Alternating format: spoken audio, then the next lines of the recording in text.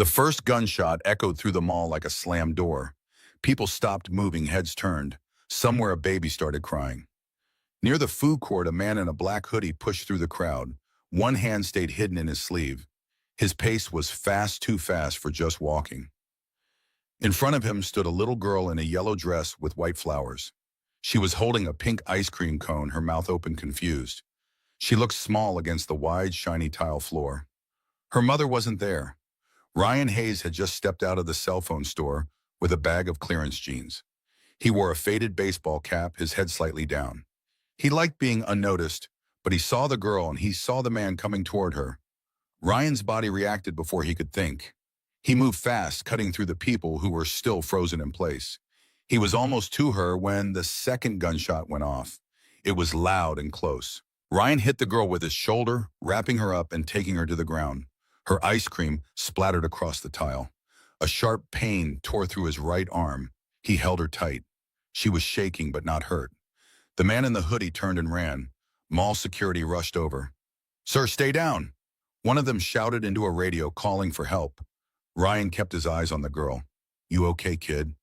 She nodded, her face pale. Sirens were already in the distance. People shouted. Somewhere a tray of food hit the floor. Then a woman ran in tall, dressed in a dark skirt and blazer, her heels clicking hard on the tile. She dropped to her knees, pulling the girl into her arms. "Sophie, oh my God." She held her tight, checking her over for injuries. Then her eyes found Ryan. Her gaze froze on the blood soaking through his shirt. Her expression shifted from panic to something cooler, more calculating.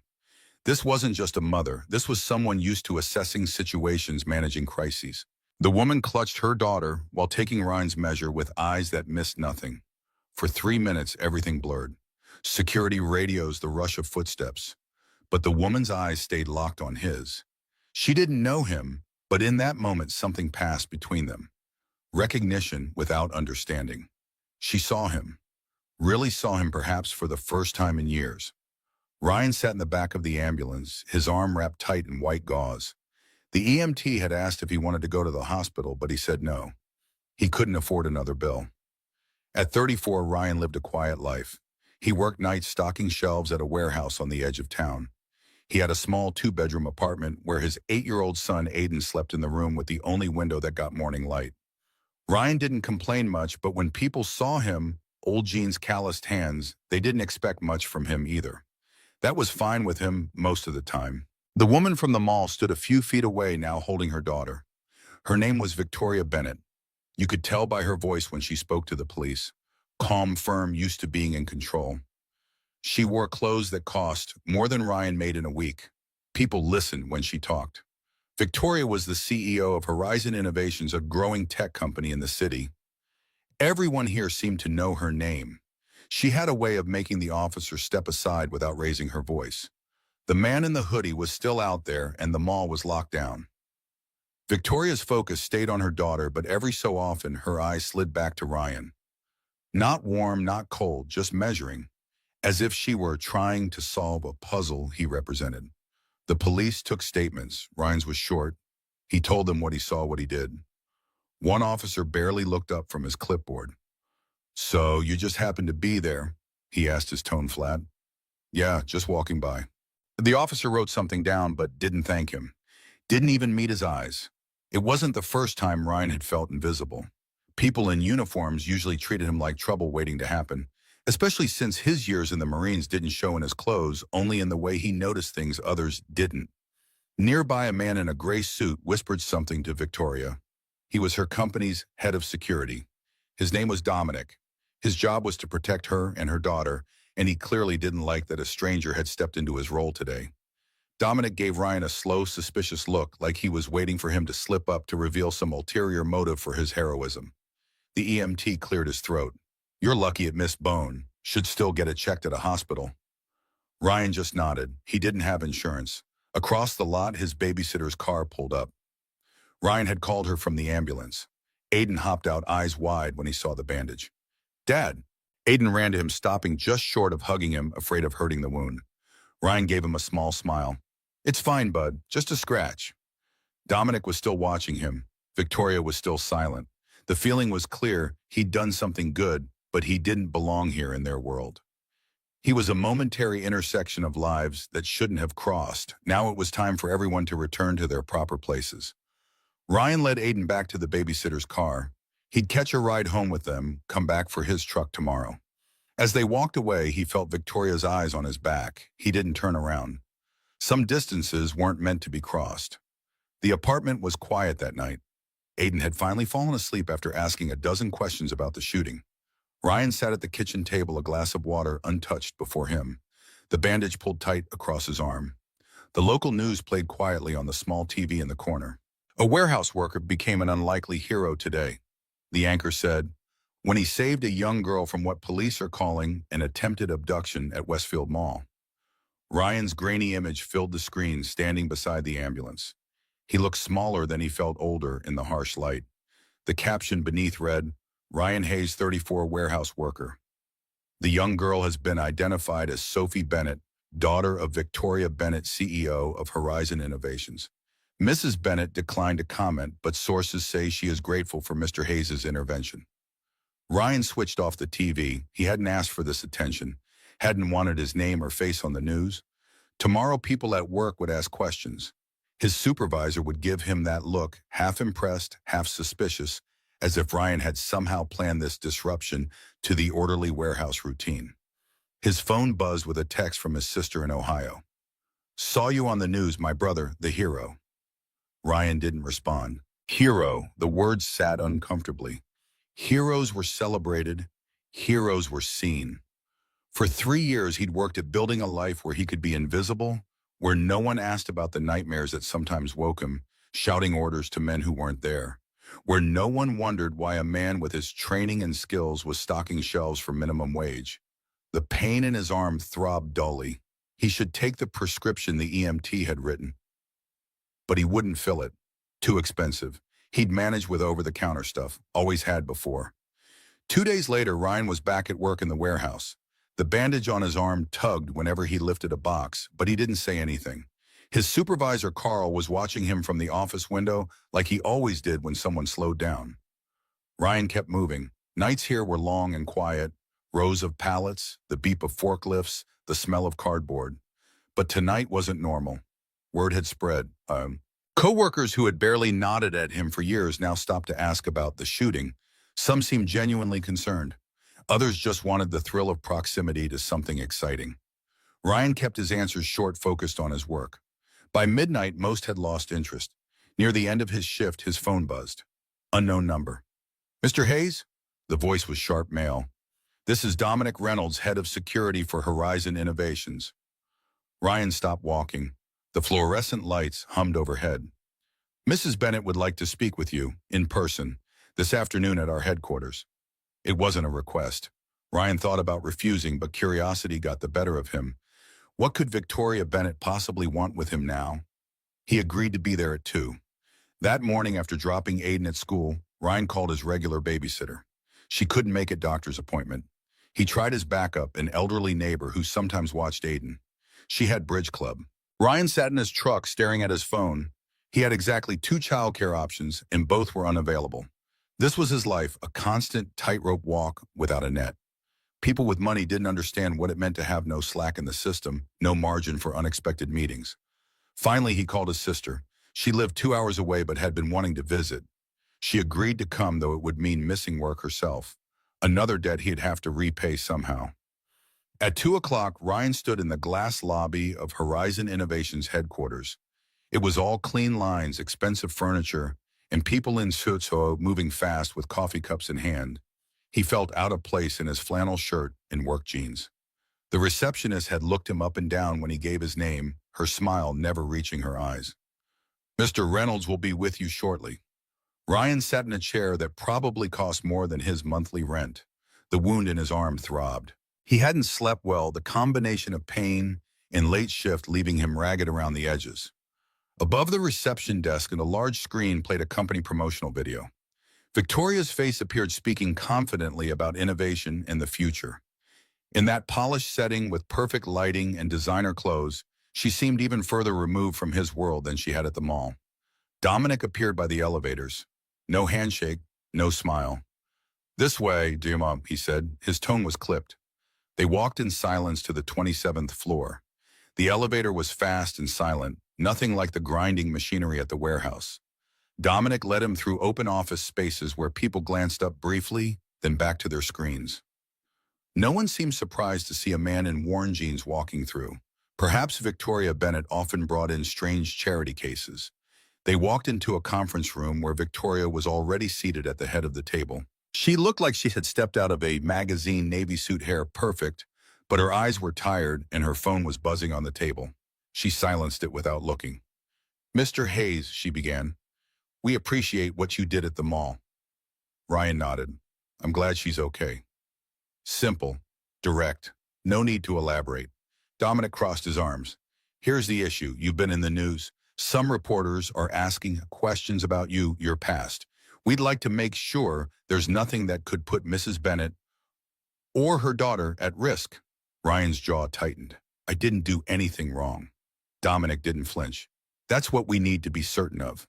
Victoria leaned forward. "We live in a world where stories get twisted. I can't have my daughter's name linked to someone who might—" She stopped herself. "I just need to know you're not a threat." Ryan had been looked at this way before, like he had to prove he deserved to stand where he was. "I'm not a threat to anybody. I work. I take care of my kid, that's it." Dominic slid a piece of paper across the table. "Sign this non-disclosure agreement and agree to stop talking to the press if they find you. We'll also need to run a background check." Ryan stared at the paper. "So you want me to sign away my right to talk about saving her?" "It's about privacy," Dominic said. "It's about control," Ryan said quietly. The words hung in the air between them. The air in the room went still. Victoria's phone buzzed again. She didn't answer it. Instead, she studied Ryan with new intensity, as if seeing something in him she hadn't noticed before. There was a military precision to his posture, a controlled awareness of the space around him that most civilians lacked. "We're offering to cover any medical costs from the injury," she said, her tone softening slightly. "I'm fine," Ryan said, standing. "I didn't come here for money." Dominic stepped into his path. "Think about your son before you make this harder than it has to be." That hit harder than the bullet. Ryan went very still. His voice when it came was low but perfectly clear. "Don't ever use my son to threaten me." Something flickered in Victoria's eyes, surprise, perhaps respect. For just a moment, her corporate mask slipped and Ryan caught a glimpse of the mother beneath the woman who had run through the mall in heels, desperate to find her child. "Mr. Reynolds, that's enough," she said. "Mr. Hayes is free to go." Ryan walked out without another word. In the elevator, he exhaled slowly, controlling the anger that had risen at Dominic's implied threat. He had spent years learning to manage that anger, to channel it into precision rather than explosion. Those were skills the Marines had given him, skills that had kept him alive in places where losing control meant losing everything. When Ryan got home, Aiden was sitting at the kitchen table doing homework. His sister had made mac and cheese, Aiden's favorite. "How was it?" Aiden asked, pencil hovering over math problems. "Just a meeting," Ryan said, dropping his keys into the bowl by the door. He didn't mention the paper. He didn't mention the way Dominic had looked at him like a problem to be managed. Aiden had enough to worry about. Fourth grade was hard enough without adult problems. The next morning, Ryan's phone rang while he was making Aiden's lunch for school. Carl from the warehouse. "Ryan, Carl said corporate wants to talk to you. Seems they got a call from someone at Horizon Innovations." Ryan frowned. "About what?" Carl sighed. "Didn't say, but they're nervous. You know how it is. We can't have bad press. Might be best to take a few days off." A few days off meant no paycheck. Rent was due in 2 weeks. Aiden needed new winter boots. The bullet wound in Ryan's arm seemed to throb in time with his heartbeat. "Carl, I need the hours." "I know, man. But orders came from upstairs. Nothing I can do. Think of it as paid vacation. 2 days, that's all." But Ryan knew what paid vacation meant for hourly workers. It meant go away until we decide if you are worth the trouble. It meant your next paycheck will be light.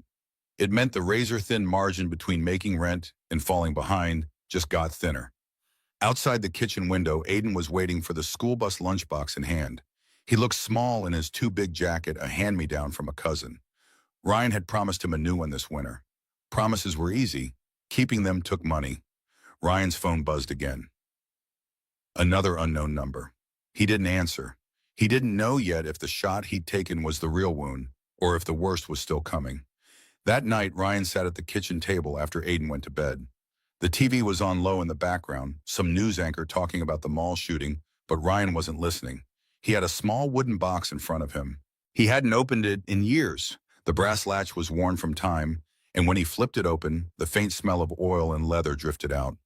Inside were three things: a folded American flag, a tarnished military challenge coin, and a letter creased so many times it was starting to tear at the edges. He didn't take the letter out. He just looked at it, remembering. The air was hot and dry, the kind that sticks in your throat. Ryan lay flat on the roof of a sand-colored building, his rifle balanced on its bipod. Through the scope, the streets below looked close enough to touch. He heard his spotter's voice in his ear. Calm, focused. He adjusted his breathing. Slow, steady, and locked on to the target. Every muscle in his body knew what to do without thinking. The shot had to count. It did. Back in the kitchen, Ryan shut the box and slid it back into the cupboard above the fridge behind a stack of old tax forms. He didn't talk about those years. Not to Aiden, not to anyone. People saw the worn baseball cap, the warehouse job, and thought they knew him. That was fine. Easier, even. But tonight, with Dominic's threat still echoing in his head, he wondered how far they'd go and if keeping quiet would protect Aiden or put him in more danger. At Horizon Innovations, Victoria was pacing her office. It was late, most of the building dark, but she couldn't shake the image of Ryan pushing Sophie to the ground, the way he'd moved fast, precise, no hesitation. She'd seen people freeze in emergencies. She'd seen people panic, but he hadn't done either. There was something about him she didn't understand. Dominic stepped in holding a folder. "We still don't have the full report on him," he said. "But I found a record of military service, honorable discharge. No details." Victoria looked up. "No details." Dominic shook his head. "Sealed." Victoria sat back, frowning. She didn't like loose ends. As CEO, her job was to manage risk, to know everything about anything that might affect her company. And now Sophie's name was linked in the press with a man whose background was mostly blank spaces. It wasn't acceptable. "Keep digging," she said. "I want to know who he really is." Across town, Ryan sat in the dark, his phone lighting up with another unknown call. He didn't answer, but a thought stayed in his mind. If they pushed him far enough, they'd find out exactly who he was. And that might not be what any of them wanted. The morning news was full of the mall shooting. Ryan watched while making Aiden's breakfast, the volume low so it wouldn't wake his son. The story had evolved overnight. Now it wasn't just about a random act of violence. Now there were questions about the gunman's intentions, about why he had targeted Sophie specifically. Sources close to the investigation suggest this may have been an attempted kidnapping rather than a random attack, the reporter said. The daughter of tech CEO Victoria Bennett would make a valuable hostage. Police are investigating possible connections to corporate espionage or extortion attempts. Ryan turned off the TV as Aiden came into the kitchen, rubbing sleep from his eyes. "Morning, Dad."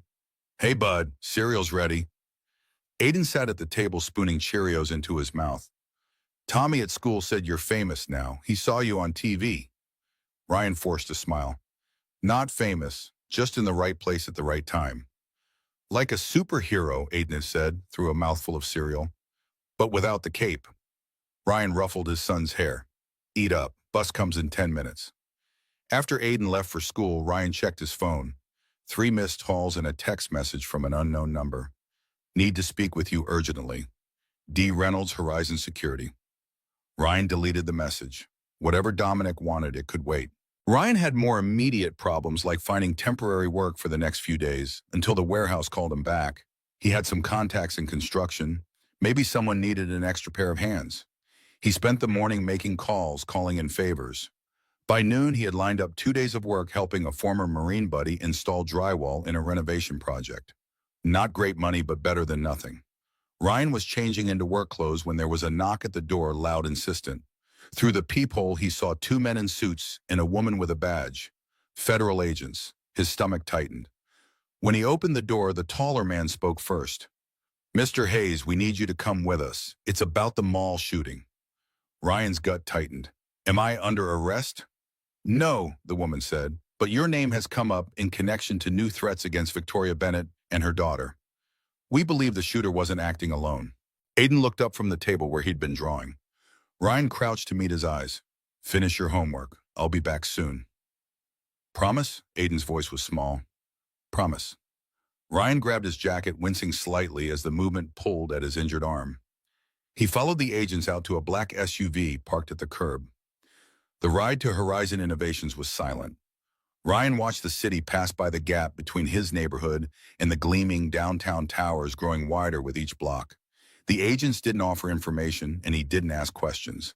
He'd been in enough government vehicles to know when talking wouldn't help. At Horizon's headquarters, the building was swarming with security. The lobby that had been sleek and quiet days ago was now full of uniformed officers and anxious employees. Dominic was barking orders into a radio when Ryan walked in with the agents. His eyes narrowed instantly.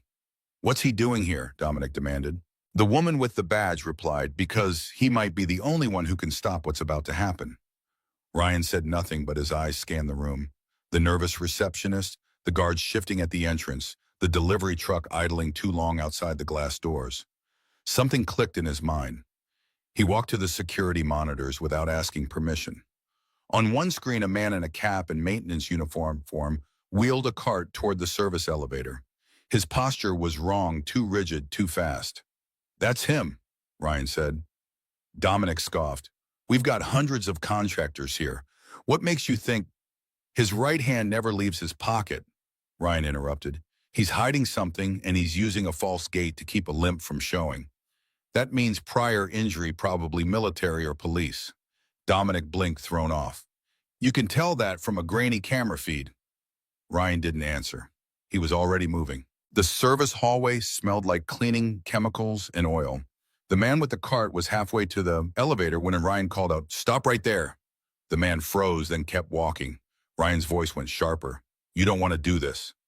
The man turned slightly, his left shoulder dipping, a telltale sign of someone reaching for a concealed weapon. Ryan closed the distance fast. His injured arm held tight to his side. His other hand moved like it remembered 1,000 repetitions. In one motion, he kicked the cart sideways, sending it crashing into the wall, and grabbed the man's wrist, twisting it until a black handgun clattered to the floor. The man swung at him, but Ryan ducked, hooked his leg, and brought him down hard. By the time security arrived, Ryan was kneeling on the man's back, the gun kicked out of reach. Back in the lobby, chaos had erupted. Employees gathered whispering. Victoria rushed in, pulling Sophie close when she saw the weapon in the evidence bag. Dominic tried to speak, but the lead officer cut him off. "If this man had gotten upstairs, we'd be dealing with a hostage situation right now." Hayes spotted him in under 10 seconds. Dominic's jaw worked, but no words came out. Victoria looked at Ryan, really looked at him for the first time without the filter of suspicion. "You've done this before." Ryan's voice was even. "Once or twice." Dominic finally spoke, his tone brittle. "You have training." Ryan didn't answer directly. "Let's just say I used to keep worse people than him from hurting good people." There was a long pause. Then Victoria turned to Dominic. "From now on, if Ryan says something's a threat, you listen." The shift was instant. The same man who had cornered Ryan in a conference room 2 days ago now stood silent, the power gone from his posture. Ryan felt no satisfaction in the victory. He knew how quickly tides could turn, how easily today's hero became tomorrow's liability. Later, when the crowd had thinned and the police were gone, Victoria approached Ryan. In the quiet of the lobby, "You didn't have to come today," she said. "I know," he replied. "You saved her twice now," she said, glancing towards Sophie, who was coloring at a table nearby. "And you stopped something we didn't even see coming." Ryan shrugged. "You just have to know where to look." For a moment, there was nothing but the soft sound of Sophie humming to herself. Then Victoria said, "Maybe I was wrong about you." Ryan gave a small smile. "Maybe." For the first time, Victoria seemed uncertain, her corporate armor showing a crack. "Mr. Hayes, Ryan, I'd like to talk more. About security. About what you saw that we missed." Ryan checked his watch. "I need to get back to Aiden, I promised." Understanding flashed in Victoria's eyes. "Of course, tomorrow then?" Ryan nodded. "Tomorrow." As he walked out of the building, Ryan felt lighter than he had in days. Not because of the recognition or the grudging respect he'd earned, but because for the first time in years, someone had seen what he could do instead of what he couldn't. Someone had valued the very skills he'd been hiding. He called his sister from the car the agents had arranged to take him home. "I might be late tomorrow," he said. "Can you stay another day with Aiden?" "Everything okay?" she asked. Ryan looked back at the Horizon building gleaming in the afternoon sun. "Yeah," he said, "I think it might be." The story hit the local news that night. Headlines read, "Warehouse worker stops second attack at Horizon Innovations." Clips showed security footage of Ryan bringing the suspect down. Reporters called him a hero and a man of few words. For once, the attention didn't come with suspicion. In his apartment, Ryan helped Aiden with math homework. The boy was struggling with fractions. "You have to find the common denominator," Ryan explained. "The number that connects them both." As he said it, Ryan thought about Victoria Bennett, how different their lives were, how unlikely their connection. Sometimes the universe found strange denominators, numbers that shouldn't divide evenly into each other, but somehow did. His phone buzzed with a text. "Victoria's personal number. Security briefing tomorrow 10 a.m. Car will pick you up at 9:30. Thank you for today." Ryan set the phone down. Aiden looked up from his homework. "Dad, are you going to be a hero again tomorrow?" Ryan smiled. "No, bud. Tomorrow I'm just going to be a guy who notices things. That's all I've ever been." But as he said it, Ryan knew something had changed. The invisible man had been seen. The walls he'd built around his past had cracked. And somewhere in that crack, a new possibility was taking root. That night, as Aiden slept, Ryan opened the wooden box again. This time, he took out the letter. The paper was thin, yellowed at the edges. The handwriting was cramped but precise. "To the man who saved my children," it began. "There are no words for what you did for the shot you took when no one else could. My family will never know your name. Your country will never give you medals for this. But I will remember. And somewhere in this broken world, 3 children will grow up because you did what heroes do. You saw what needed to be done, and you did it without hesitation, without reward, without recognition." Ryan folded the letter carefully and returned it to the box. Tomorrow would bring questions he wasn't ready to answer about classified missions and skills the public wasn't supposed to know existed. But tonight, in the quiet of his small apartment, with his son sleeping safely down the hall, he allowed himself to remember the man he had been before he became invisible. The sniper on the rooftop. The Marine who never missed. The protector who saw threats before they materialized. Ryan Hayes closed the box and placed it on the shelf. Tomorrow he would step into the light just a little. Not for recognition or reward, but because sometimes being unseen wasn't a choice, it was a luxury others couldn't afford. Sophie couldn't hide from those who would harm her. Victoria couldn't shield her company from threats she couldn't see. Sometimes the greatest act of protection was making yourself visible again. 2 days later, Victoria asked him to come back to Horizon Innovations. This time when he stepped into the lobby, the employees didn't stare with doubt. Some smiled. One woman even clapped softly as he passed. Word had traveled fast. Ryan kept his head down, uncomfortable with the attention, but steadied by the purpose that had brought him here. Victoria met him in her office, the skyline behind her glowing in the late afternoon light. She stood instead of sitting behind the desk. "I owe you an apology," she said. "I judged you based on how you looked, not who you are. That's not the kind of person I want to be, or the example I want to set for my daughter." Ryan nodded but didn't let her off the hook with a quick, "It's fine." He stayed quiet, letting her fill the silence. "I also owe you thanks," she continued. "Twice now you've put yourself in danger to protect Sophie. That's not something I can repay with words." She took a breath. "I'd like to offer you a position here, security consultant to start, working with our team to identify vulnerabilities." Ryan blinked. "I already have a job." Victoria smiled faintly. "One that barely pays you and doesn't use half your skills. This would come with benefits, health insurance for you and your son, and a salary that means you don't have to worry about rent every month." He looked at her for a long moment. "You sure your head of security will be okay with that?" Her smile sharpened. "Dominic has been placed on administrative leave pending review. His arrogance nearly cost lives." Ryan moved to the window, looking out at the city below. From up here, the warehouse district where he worked was just a cluster of gray rectangles in the distance. "I don't belong in a place like this," he said quietly. "Neither did I once," Victoria replied. I grew up in a double-wide trailer in Rowell, Pennsylvania. My father worked road construction. My mother cleaned houses for the wealthy. I was the first in my family to go to college. Ryan turned surprise evident in his face. People see me now and assume I was born into this, Victoria continued. They don't see the years of fighting to be taken seriously, of being underestimated, of having to work twice as hard for half the recognition. We're not so different, you and I. For the first time, Orion saw her not as the CEO, not as Sophie's mother, but as a woman who had built walls of her own, who understood what it meant to be judged by appearances rather than abilities. I'll think about it, he said. Victoria nodded. That's all I ask. As Ryan left the building, his phone buzzed. The warehouse. Carl's voice was apologetic. Corporate says you can come back tomorrow, but they're watching. Any more publicity and... He didn't finish the sentence. He didn't need to. Ryan hung up and stood on the sidewalk, caught between two worlds. Behind him, the gleaming tower of Horizon Innovations reached toward the sky. Ahead, the long bus ride back to his apartment, to the life he'd carefully constructed from the ruins of his old one. A text message appeared on his screen. Victoria again.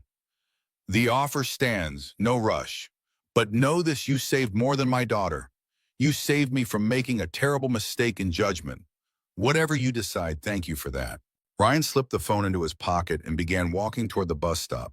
The afternoon sun warmed his face. For the first time in years, he walked with his head up, his shoulders straight, his gaze meeting those who passed, the invisible man stepping cautiously into the light. 3 days after stopping the second attack, Ryan sat alone in his truck outside Horizon Innovations. The morning sun glinted off the building's glass exterior, making it seem like a massive jewel rising from the concrete. His hands rested on the steering wheel, knuckles white. The decision he'd been wrestling with seemed heavier in the daylight. Accept Victoria's offer and step back into a world of security and threats, or return to the warehouse where he could blend into the shadows. Both paths had costs. Both would reshape his life and Aiden's. His phone buzzed. A text from his sister. Did you decide yet? Aiden asked me this morning if you're going to be a superhero for real now. Ryan smiled despite himself. Kids saw things so simply. To Aiden, this was an adventure story where his dad was the hero. But Ryan knew better. Real heroes didn't get second chances. They didn't get to rebuild their lives after they had been shattered. They just kept carrying the weight until it broke them. Still, Victoria's offer lingered in his mind. Benefits, health insurance, a salary that would mean no more choosing between new shoes for Aiden and paying the electric bill. And beneath those practical considerations, something else, a chance to use the skills he'd spent years trying to forget to be valued for the very things that had once set him apart. Ryan checked his watch. He was already 10 minutes late for his shift at the warehouse. The choice was making itself. He started the engine and pulled away from the curb, heading not toward Horizon, but toward the industrial district, where the warehouse stood like a gray fortress against the morning sky.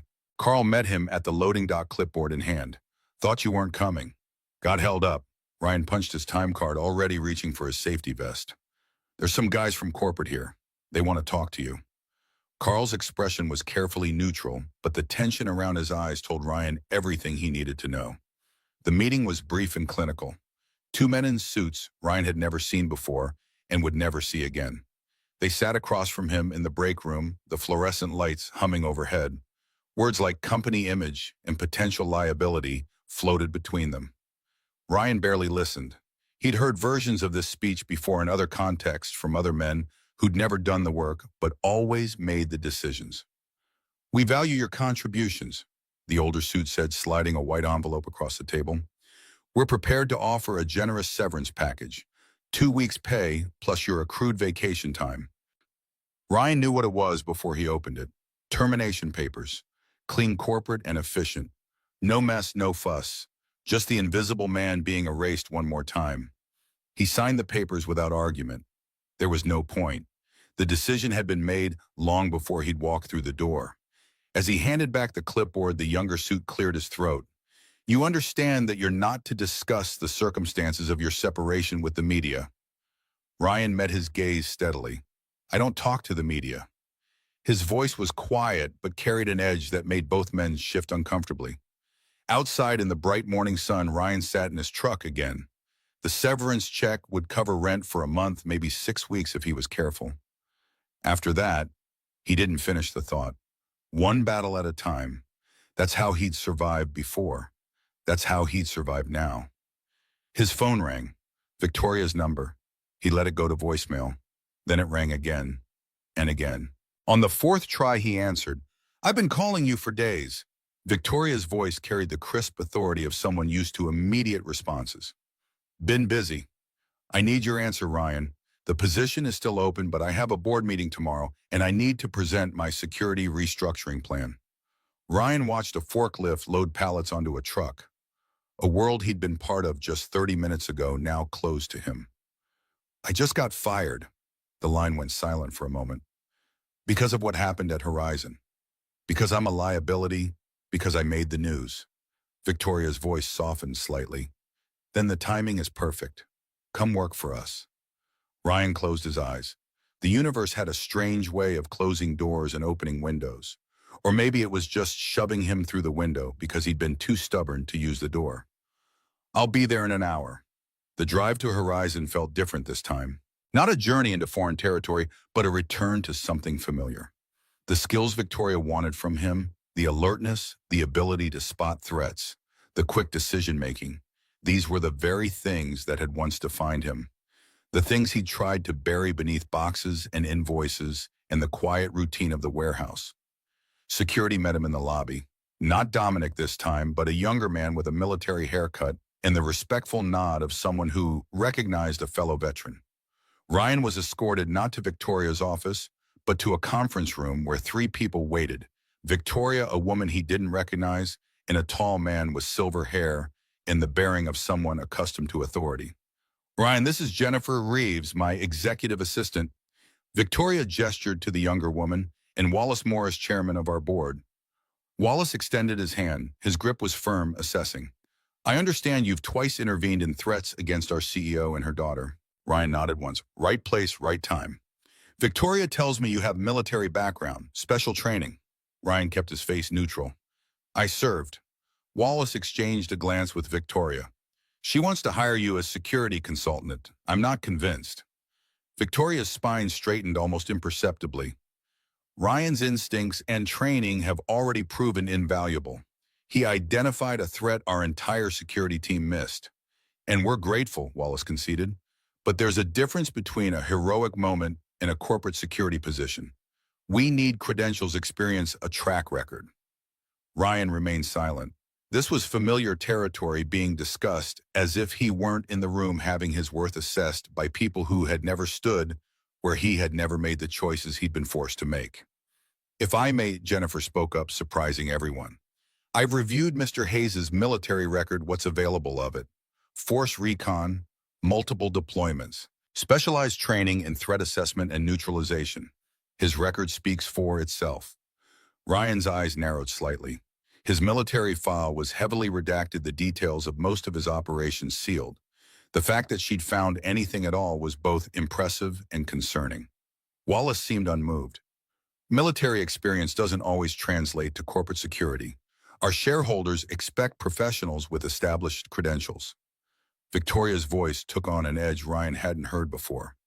"Our shareholders expect us to keep this company secure. Ryan has demonstrated abilities our entire security team lacked. I'm hiring him, Wallace. This meeting was a courtesy, not a request for permission." The temperature in the room seemed to drop several degrees. Wallace's expression hardened. "You're making a mistake." "Perhaps, but it's my mistake to make." Victoria's tone made it clear the discussion was over. After Wallace left, the atmosphere in the room lightened. Jennifer offered Ryan a small smile. "Sorry about that. The board is traditional in their thinking." Victoria moved to the window, looking out at the city. "Wallace thinks in terms of credentials and pedigrees. He doesn't understand that sometimes the most valuable skills come from places you can't put on a resume." Ryan studied her profile against the bright window. "Why are you doing this?" "You don't know me." Victoria turned, meeting his gaze directly. "I know enough. I know you saved my daughter without hesitation. I know you spotted a threat in seconds that our entire security team missed. And I know that when you walked into this building, you immediately assessed exits, sightlines, and potential vulnerabilities. I saw you do it. That's not something you can teach. That's something you live. For the first time since entering the building, Ryan felt something loosen in his chest. Victoria had really seen him in a way few people ever had. Not the warehouse worker, not the single dad struggling to make ends meet, but the trained operative whose senses never truly switched off, who carried his past in the way he moved through the world. "When can you start?" Victoria asked. "I need to pick up Aiden from school at 3. Victoria nodded. "Jennifer will handle your paperwork and get you set up. We'll work around your schedule for now." She moved toward the door, then paused. "And Ryan, wear whatever makes you comfortable. I don't care if you never put on a suit. I just care that you see what others miss." After Victoria left, Jennifer helped Ryan navigate the maze of corporate onboarding forms, badges, system access, and the 100 small details that transformed a stranger into an employee.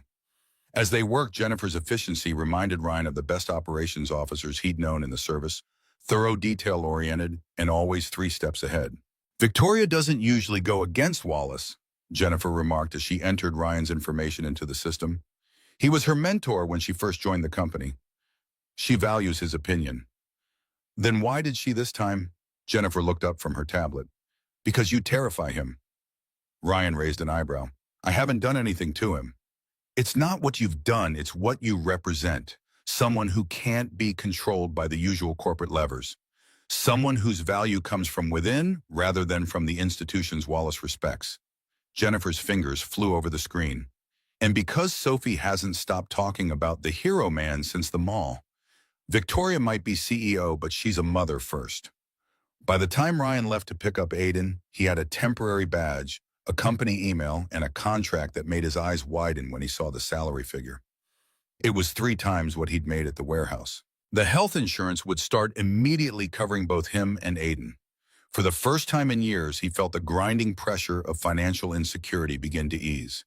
Aiden was waiting at the school gate, his backpack slung over one shoulder, in a posture that suddenly reminded Ryan so much of himself that it made his chest tighten. His son was growing up taking on mannerisms and expressions Ryan hadn't consciously taught him. Time was moving too fast. "Did you take the job, Dad?" Aiden asked as he climbed into the truck. "How'd you know about that?" Aiden rolled his eyes in the way only 8-year-olds could perfect. "Aunt Lisa told me. She said you might get to wear a suit and have a fancy office." Ryan smiled. "I took the room, but no suit, and I don't know about the office yet." "Is it because of the girl you saved, Sophie?" "Partly. Her mom runs the company. She thinks I can help keep everyone safe." Aiden was quiet for a moment, processing this. "Like you used to do in the Marines before Mom died?" The question caught Ryan off guard. He'd never discussed his military service in detail with Aiden, just the broad outlines. Dad was in the Marines. Dad protected people. Dad came home when Mom got sick. The rest, the specialized training, the classified operations, the things he'd seen and done, those were buried deep, protected from his son's innocent eyes. "Something like that," Ryan said finally, "but different too. No more long deployments. No more being away from you." Aiden nodded, satisfied. "Good, because Tommy says his dad was in the Army and he's gone all the time. I like having you home." That night, after Aiden was asleep, Ryan sat at the kitchen table with his laptop open to Horizon's website. The About Us page showed Victoria standing with a group of executives, Wallace among them.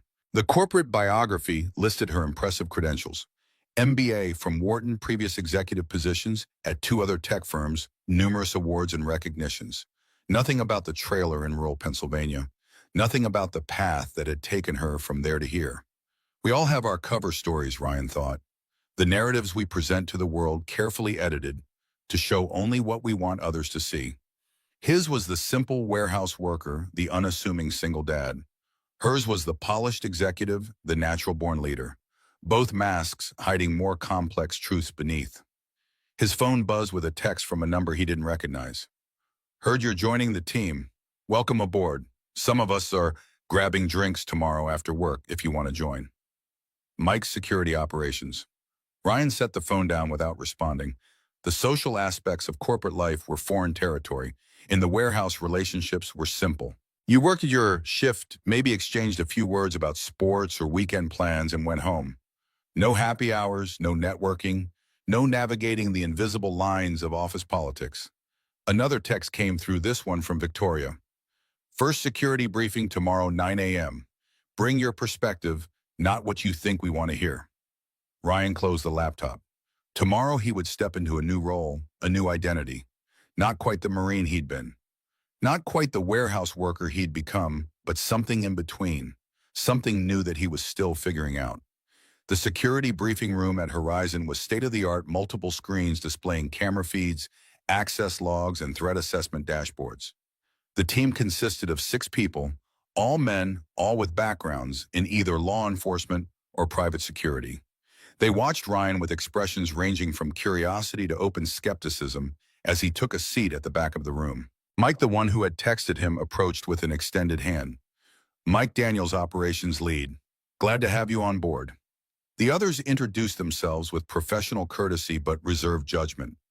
Ryan recognized the look. He was an outsider, an unknown quantity, someone brought in over their heads by the CEO herself. They would work with him because they had to, but trust would have to be earned. Victoria arrived precisely at 9, Jennifer 2 steps behind her with a tablet in hand. Good morning, gentlemen. I see you've met Ryan Hayes, our new security consultant. The briefing was comprehensive but revealed gaps that made Ryan uneasy. The team was focused on traditional security concerns, access control, surveillance event, security, but seemed to lack awareness of more sophisticated threats. When Ryan asked about digital surveillance countermeasures and pattern recognition in potential hostile reconnaissance, he was met with blank stares. We leave the cyber stuff to a T, explained Frank, the eldest of the security team. We handle physical security. Ryan exchanged a glance with Victoria. The people targeting your company don't make that distinction, he said quietly. They use all available vectors to gather intelligence and plan their approach. Frank bristled visibly. With all due respect, we've been securing this building for 7 years without incident. Until last week, Ryan pointed out. The room went silent. Victoria stepped in smoothly. That's precisely why Ryan is here, to help us see the blind spots we didn't know we had. She turned to Ryan. What would you recommend as first priorities? Ryan considered carefully. These men were professionals in their field. Alienating them would only create resistance. Integration, he said finally. Security isn't just cameras and guards.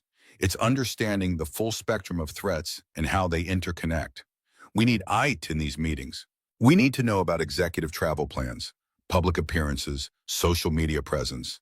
We need to start thinking like the people who want to harm this company, not just respond after they make their move. To Ryan's surprise, Mike nodded slowly. He's right. We've been operating in silos. IT does their thing, we do ours.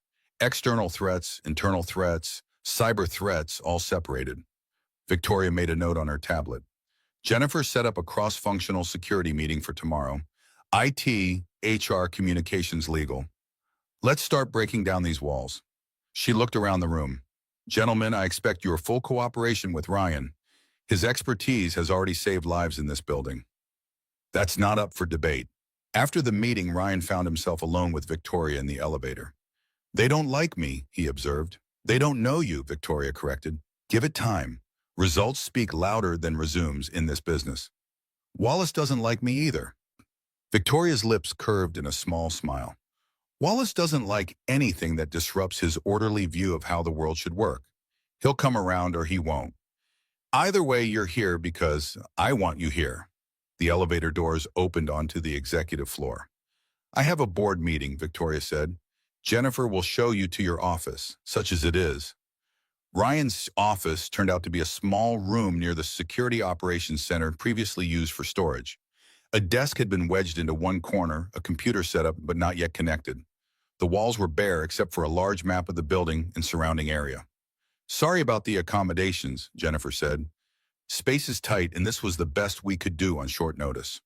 Ryan surveyed the room, mentally calculating sight lines to the main entry points, distance to stairwells, and overall defensive positioning. It's perfect. Jennifer raised an eyebrow. It's a glorified closet, with direct visual access to the main security monitors and quick access to 2 exit routes. Ryan moved to the window, checking the view of the street below. I've worked in worse. Jennifer studied him with new interest. You are not what I expected. What did you expect? Someone more, I don't know, aggressive. Most security specialists I've met like to make their presence known. You seem to prefer being underestimated. Ryan turned from the window. Being underestimated keeps you alive in certain parts of the world. Jennifer's expression softened. Not all battlefields are overseas, Ryan. Some are right here in corporate America. She handed him a folder. These are the security assessments from the last 2 years. I thought you might want to review them. And this, she placed a key card on the desk, will get you access to all areas except the server rooms. It is still paranoid about the new guy. As Jennifer turned to leave, Ryan called after her. How did you know about my military record? She paused in the doorway. I'm very good at my job, and Victoria doesn't make decisions like this lightly. She needed to know who she was bringing into her company, into her daughter's life. After Jennifer left, Ryan sat at the desk and opened the security reports. They were thorough but conventional, focused on incidents rather than patterns. Break-ins, corporate espionage attempts, disgruntled employee incidents, all documented and resolved according to standard protocols.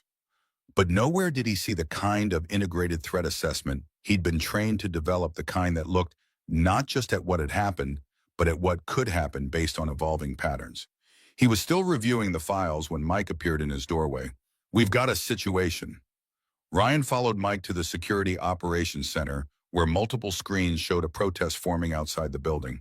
Signs denounced Horizon's latest facial recognition technology, calling it invasive and dangerous.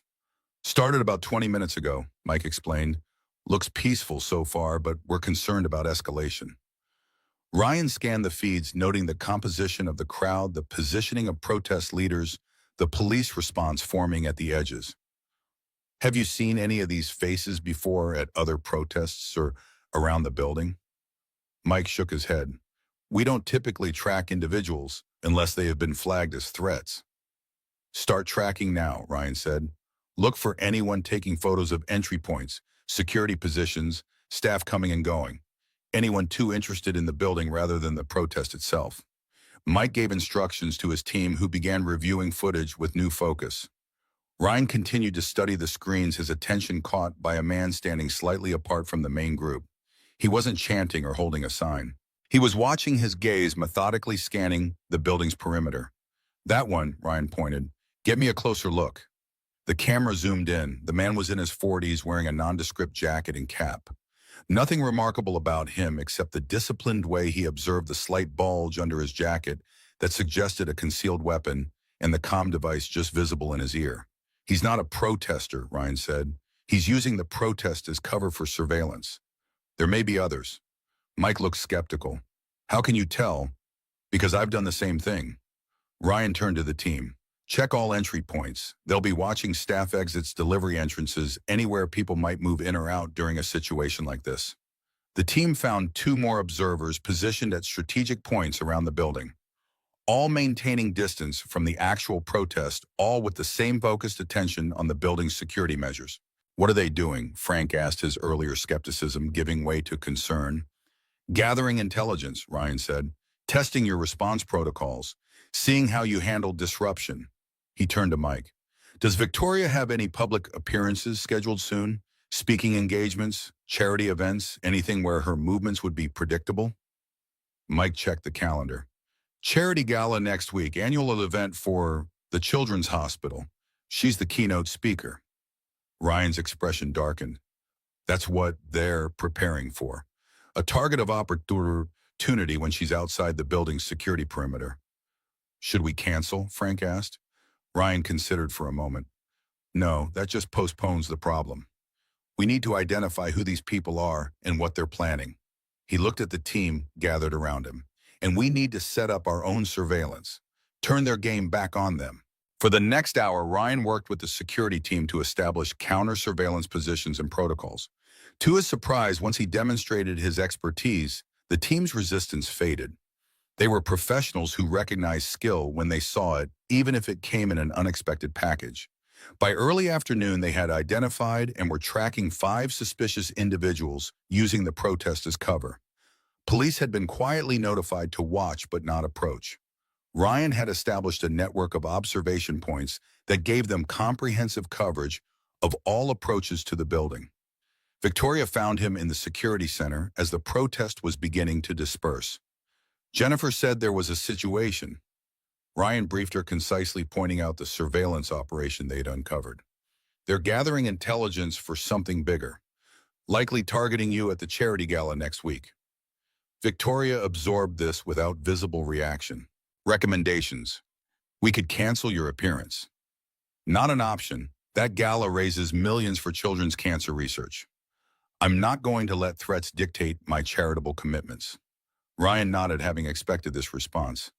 Then we changed the security approach. Different route, different timing, different entry point, and we used the opportunity to identify who's behind this.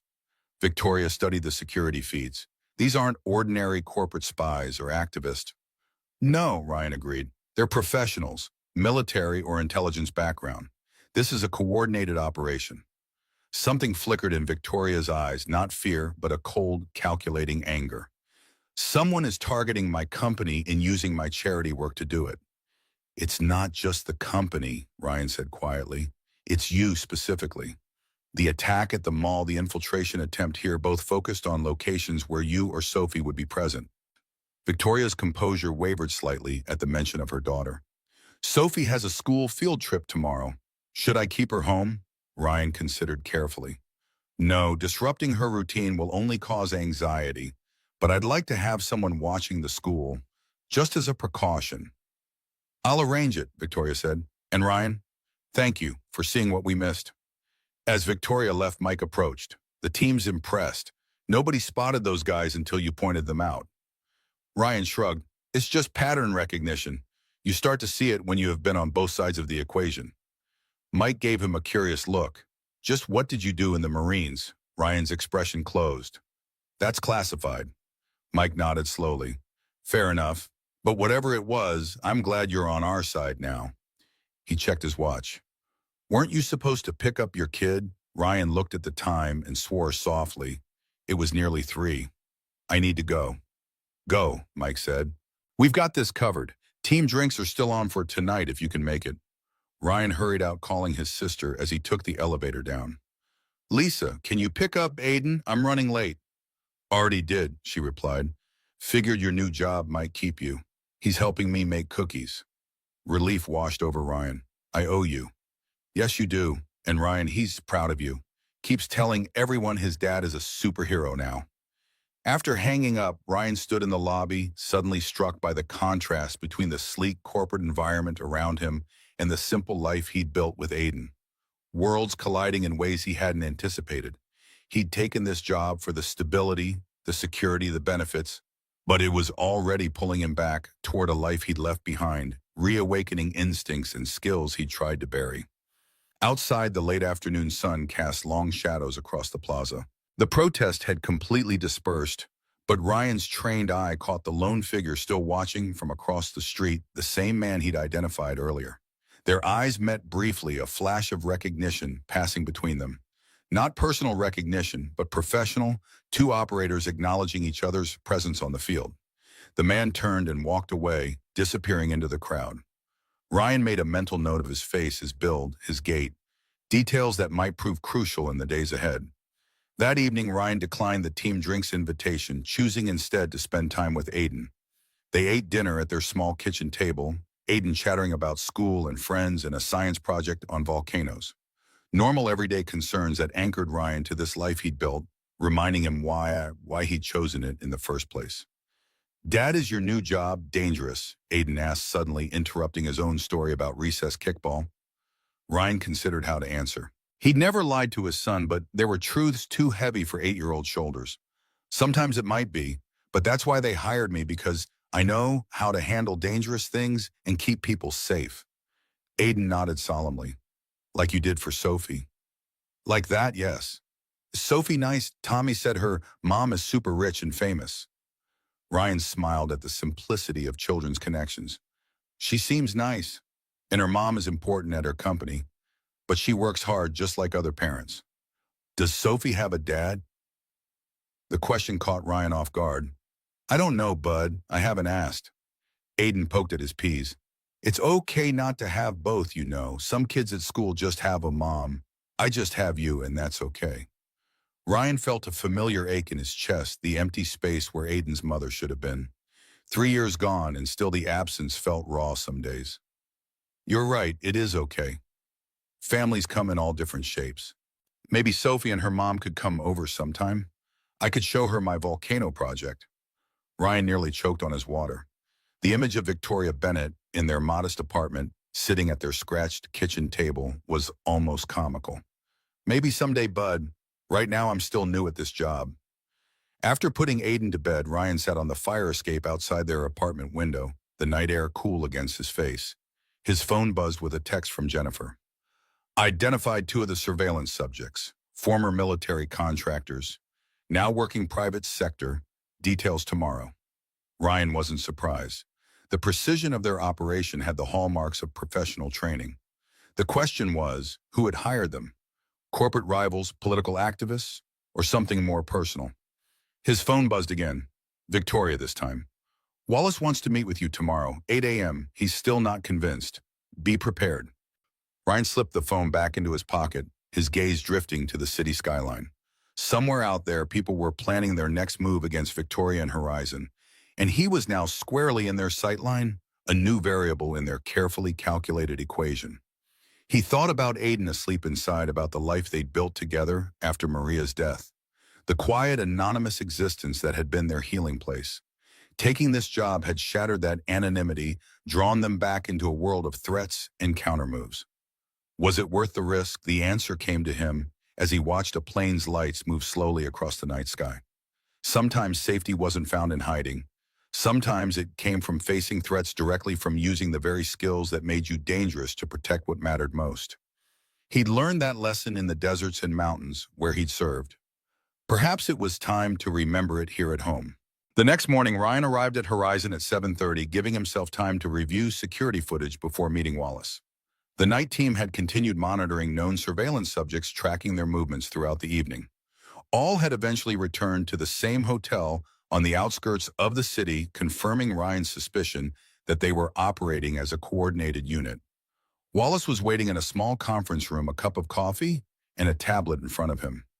His silver hair was immaculately styled, his suit clearly custom-made. Everything about him projected authority and establishment credentials. Mr. Hayes, Wallace gestured to the chair across from him. Thank you for coming. Ryan took the seat but remained silent, letting Wallace set the tone for the meeting. Victoria speaks highly of your instincts. Wallace began, the slight pause suggesting skepticism. She believes you bring valuable perspective to our security team. But you don't, Ryan said simply. Wallace's expression remained neutral. I believe in credentials and proven track records, in verifiable expertise. Your military record is largely classified. Your work history, since leaving the service, consists of a warehouse job. Nothing in your background suggests expertise in corporate security. Ryan met his gaze steadily. With respect, Mr. Morris' expertise isn't always found on paper. Perhaps not, but shareholders and board members find comfort in paper, in formal qualifications, in knowing that the people protecting this company have been properly vetted and certified. The people targeting this company don't care about certifications, Ryan countered. They care about vulnerabilities, about patterns and openings they can exploit. My job is to see those before they do. Wallace leaned forward slightly. And what exactly did you see yesterday during the protest? Ryan recognized the test. Wallace was checking if Victoria had briefed him on their private conversation, if he was merely repeating company talking points. I saw 5 trained surveillance operators using the protest as cover to map your security response patterns. I saw professionals with military or intelligence backgrounds gathering data for a future operation, likely targeting Mrs. Bennett at the charity gala next week. Something flickered in Wallace's eyes, surprise, perhaps respect. And how do you know they were professionals?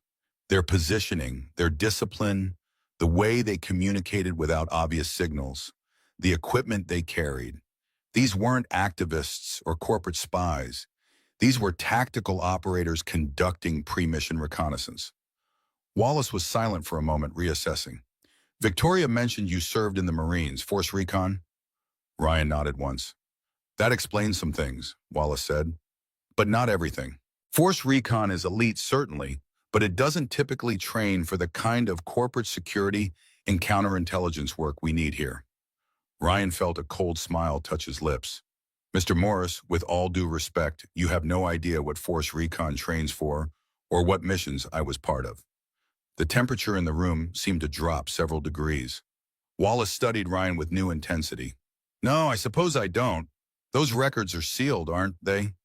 Even to someone with my connections. Even to someone with your connections, Ryan confirmed. Wallace sat back, a decision visibly forming behind his eyes. Victoria believes in you. That counts for something. She's rarely wrong about people. He stood, signaling the end of the meeting. Prove her right, Mr. Hayes, for all our sakes. As Wallace left, Ryan remained seated, processing the interaction. Wallace hadn't become convinced, but he'd shifted from active opposition to watchful waiting. It was progress, however small. Jennifer found him still in the conference room. How did it go with Wallace? He's reserving judgment. That's actually high praise from him, Jennifer said with a small smile. Most people get an outright dismissal. She handed him a tablet. I've compiled profiles on the surveillance subjects we identified yesterday. All former military, now working for a private security firm called Argent Strategic Services. Ryan scrolled through the information. Argent is high-end. They don't take small contracts or questionable clients. Whoever hired them has serious resources and legitimate business credentials. That narrows it down to about 50 potential corporate rivals. Jennifer sighed. I'll start cross-referencing with the recent competitive situations, lost contracts, talent poaching incidents. Ryan continued studying the profiles. Something about the operation felt personal, targeted in a way that transcended ordinary corporate espionage. Look for connections to Victoria specifically, not just the company. Former colleagues, rivals from business school, personal relationships gone sour. Jennifer raised an eyebrow. You think this is about her, not Horizon Chum? The attack at the mall targeted Sophie specifically. The second attempt came when Victoria was in the building. Both incidents feel like messages, not just security breaches. Ryan handed back the tablet. Someone wants her to feel vulnerable, watched. That's more personal than corporate. I'll dig deeper, Jennifer promised. In the meantime, Victoria wants you at the security planning meeting for the charity gala. 3 o'clock in the main conference room. The rest of the morning passed in a blur of security assessments, system reviews, and team introductions. By lunch, Ryan had identified 17 vulnerabilities in Horizon's physical security, most minor but a few significant enough to warrant immediate attention. The team had been surprisingly receptive to his observations. Professional pride temporarily set aside in favor of improving their operations. At noon, Ryan's phone buzzed with a text from Victoria. Need to speak with you? My office now. When Ryan arrived, he found Victoria staring out her office window, tension visible in the set of her shoulders. We have a problem, she said without turning. Sophie's school just called. Someone tried to pick her up, claiming to be her uncle. When challenged for identification, they left quickly. The school went on temporary lockdown. Ryan felt a cold certainty settle in his stomach. Is Sophie okay? Yes, she doesn't even know it happened. But Ryan, suddenly Victoria turned, then her composure cracking slightly. They knew which classroom she was in. They knew her teacher's name. This wasn't random. Did the school get a description, security footage? Man in his 30s, baseball cap, sunglasses, nothing distinctive. Camera at the entrance caught him, but the quality is poor. Victoria's hands gripped the edge of her desk, knuckles white. This is escalating. Ryan moved to the window, scanning the view of the city as he thought. They're applying pressure, testing boundaries. The surveillance yesterday, the attempt today, they're mapping your vulnerabilities, personal and professional. Why wouldn't they want? I don't know yet, but they're being methodical, which means they have a specific objective. Ryan turned to face her. Until we identify them and their motives, we need to tighten security around you and Sophie. Victoria's professional mask slipped further, revealing the mother beneath the CEO. I can't keep her locked away, Ryan. She's 7 years old. She has school friends, activities. I'm not suggesting isolation, but we need controlled environments, known variables. No deviation from established routines without security in place. Ryan hesitated, then added, and you might consider bringing her here after school for the next few days. The security here is better than at your home. Victoria nodded slowly. I can set up the small conference room as a homework space. She spent time here before when childcare fell through. She met Ryan's gaze directly. Will you help coordinate her security personally? The team respects you, and you've already proven you can spot threats they miss. The request was both professional and deeply personal. Victoria wasn't just asking as CEO, she was asking as a mother entrusting her child's safety to someone she barely knew but had come to rely on. Of course, Ryan said, I'll need to coordinate with Aiden's after-school care, but we can make it work. Relief washed over Victoria's face. Thank you. I don't think I've said that properly yet for everything. So, thank you. Ryan nodded, once uncomfortable with the gratitude. In his experience, thanks often came right before things went sideways, but he kept that thought to himself. As he left Victoria's office, Ryan's phone buzzed with a text from Mike. Security footage identified a second subject at the school. Same group as yesterday. This is coordinated. Ryan texted back, meeting and security ops 30 minutes. Bring all footage. The pattern was becoming clear. Whoever was targeting Victoria was systematically testing all aspects of her life, professional, personal, maternal. They were building a comprehensive picture of her security arrangements, routines, and emotional pressure points. And they were getting bolder.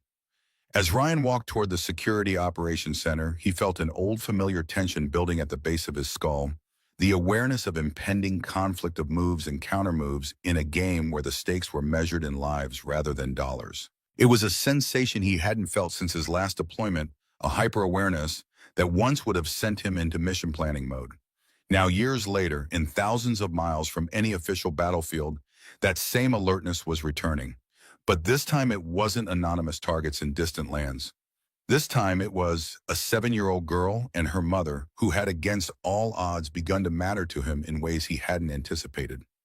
Ryan stopped at the window overlooking the city, his reflection ghostly against the afternoon skyline. The invisible man was becoming visible again, stepping back into a role he'd thought he'd left behind. Protector, guardian, the one who saw threats before they materialized. His phone buzzed again. A text from his sister. Aiden wants to know if you're catching bad guys today. Ryan smiled despite himself. Out of the mouths of children came the simplest truths. Yes, he was catching bad guys again. And this time it wasn't just for duty or country. This time it was for a little girl in a yellow dress and her mother who had seen value in him when others saw only what he lacked. Some battles chose you. This one had found him in a shopping mall on an ordinary Tuesday, and now there were no walking away. Not until the threat was identified and neutralized. Not until Sophie and Victoria were safe. Ryan turned from the window and headed toward the security center with renewed purpose. The invisible man was invisible no more. The charity gala loomed 3 days away, and Ryan had transformed Victoria's office into an impromptu command center. Blueprints of the hotel venue covered one wall, security rotation schedules another. Jennifer had coordinated with hotel staff, police, and Horizon's team to create layers of protection that should have been impenetrable. But Ryan knew better. In his experience, impenetrable was just another word for not yet penetrated. You look like you're planning a military operation, Victoria observed from the doorway, coffee cup in hand.